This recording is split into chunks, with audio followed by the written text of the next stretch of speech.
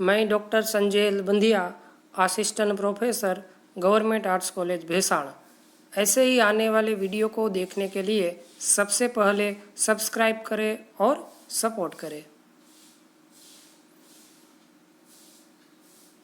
आज हम आदिकाल के नामकरण की समस्या पर चर्चा करेंगे।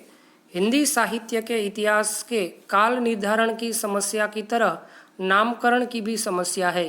आज हम आदिकाल के विभिन्न विद्वानों द्वारा दिए गए नामकरण की समस्या पर बात करेंगे। सबसे पहले वीर गाथा काल, आचार्य रामचंद्र शुक्ल। आचार्य रामचंद्र शुक्ल जी ने अपने हिंदी साहित्य के इतिहास में संवत 1050 से लेकर 1375 ईस्वी तक की कालावधि को वीर गाथा काल कहा है, क्योंकि इस काल में वीर गाथाओं की प्रधानता थी। शुक्ल जी ने तत्कालीन काल विशेष की प्रवृत्ति को ध्यान में रखकर यह नाम दिया। आदिकाल में मोटे तौर पर वीर रस से संपृक्त साहित्य ज्यादा लिखा गया, जिसमें पृथ्वीराज रासो, परमाल रासो आदि ग्रंथों में युद्ध का सजीव वर्णन मिलता है। शुक्ल जी ने नामकरण करने के लिए जिन 12 ग्रंथों को आधार बनाया है, उनमें विजयपाल रासो, हम्मीर रासो, कीर्तिलता, कीर्ति पताका, खुमान रासो, बिसलदेव रासो, पृथ्वीराज रासो, जयचंद प्रकाश, जयमयंक जस चंद्रिका, परमाल रासो, खुसरो की पहेलियाँ एवं विद्यापति की पदावली प्रमुख रहे हैं।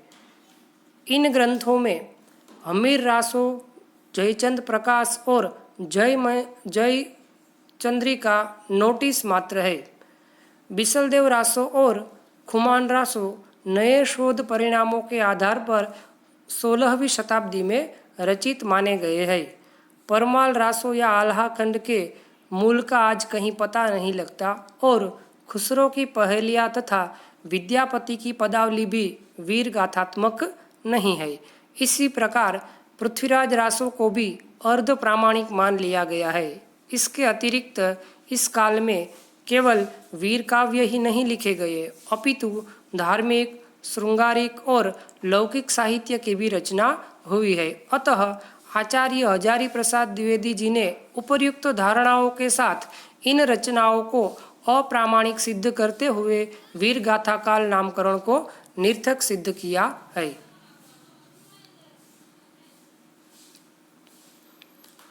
तत्पश्चात संधि काल एवं चारण काल। डॉक्टर रामकुमार वर्मा। डॉक्टर रामकुमार वर्मा ने आदिकाल को संधि काल एवं चारण काल नाम दिया, क्योंकि यह काल संक्रांति का काल था और भाषा की दृष्टि से परिवर्तन का काल था। संधि काल भाषा की ओर संकेत करता है और चारण काल से एक वर्ग विशेष का बोध होता है।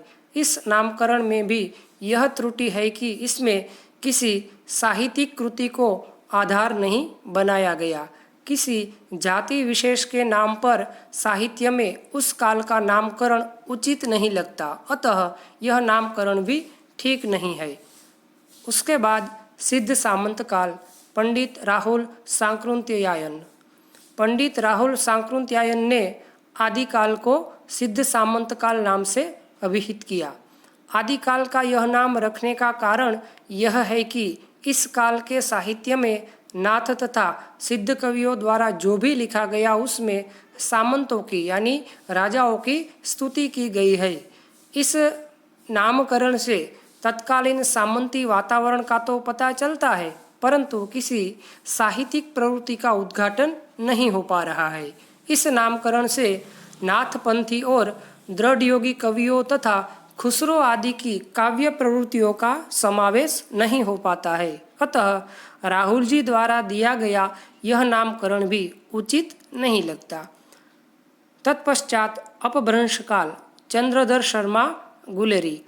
चंद्रधर शर्मा गुलेरी तथा डॉक्टर धीरेन्द्र वर्मा ने आदिकाल को अपभ्रंश काल कहकर संबोधित किया है। इस काल में अपभ्रंश भाषा का प्रचलन अधिक था, साथ साथ डिंगल पिंगल का भी। इस काल में कीर्तिलता तथा कीर्ति पताका जैसे ग्रंथ भी लिखे गए, अतः राहुल जी ने इस काल को अपभ्रंश काल नाम दिया। यह नामकरण भी ठीक नहीं है, क्योंकि अपभ्रंश के अलावा डिंगल पिंगल में भी साहित्य लिखा जा रहा था। उसके बाद रासोकाल। कुछ विद्वानों एवं आलोचकों ने आदिकाल को रासोकाल नाम तक दिया है।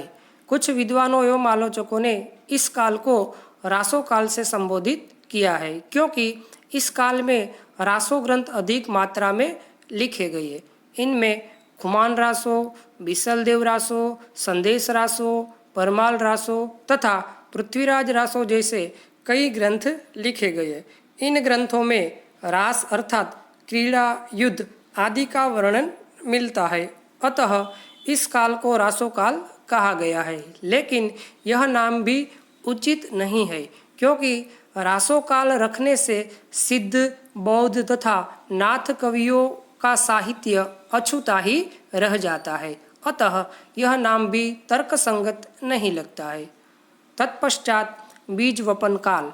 आचार्य महावीर प्रसाद द्विवेदी। आचार्य महावीर प्रसाद द्विवेदी जी ने इस काल का नामकरण बीज वपन काल दिया है, क्योंकि उनका मानना था कि इस काल खंड में साहित्यिक काव्य पद्धति के बीज वपन का कार्य प्रारंभ हुआ है, परंतु यह नाम भी उपयुक्त नहीं है। भाषा की दृष्टि से यह काल भले ही बीज वपन का काल हो, परंतु साहित्यिक प्रवृत्ति की दृष्टि से देखें तो यह ठीक नहीं लगता।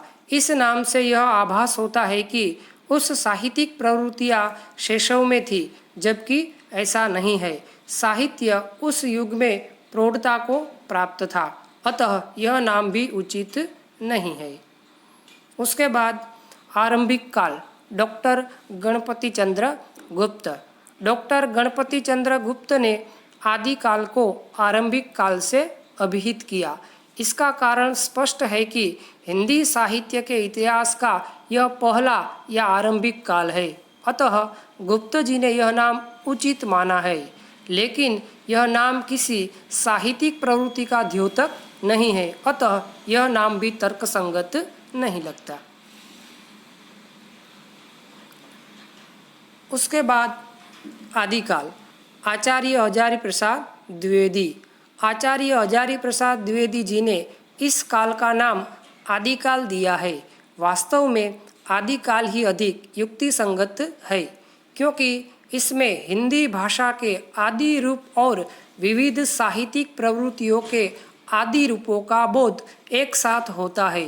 द्विवेदी जी ने इस काल के साहित्य को अधिकांशतः संदिग्ध और अप्रामाणिक मानते हुए भी उसमें विशेषताओं को रेखांकित किया। नवीन ताजगी और अपूर्व तेजस्विता, इन दोनों विशेषताओं को ध्यान में रखते हुए इस काल का नाम उन्होंने आदिकाल रखा। अतः हम कह सकते हैं कि आदिकाल प्रारंभ का न होकर परंपरा के विकास का सूचक है। इस नाम से 7वीं 8वीं शताब्दी के बौद्ध, सिद्ध, नाथ योगियों के साथ वीर गाथा काव्यों और अब्दुल रहमान, विद्यापति तथा खुसरो आदि को एक सूत्रता में समेटा जा सकता है और फुटकर कवियों के नाम गिनाने से बचा भी जा सकता है। आदिकाल नाम में हिंदी काव्य रूपों एवं भाषा के अंकुरित होने का भाव भी आ जाता है, अतः यही नाम उपयुक्त ठहरता है। अधिकांश विद्वानों ने भी आदिकाल नाम को ही योग्य एवं उचित मानकर स्वीकार किया है। धन्यवाद। Thank you.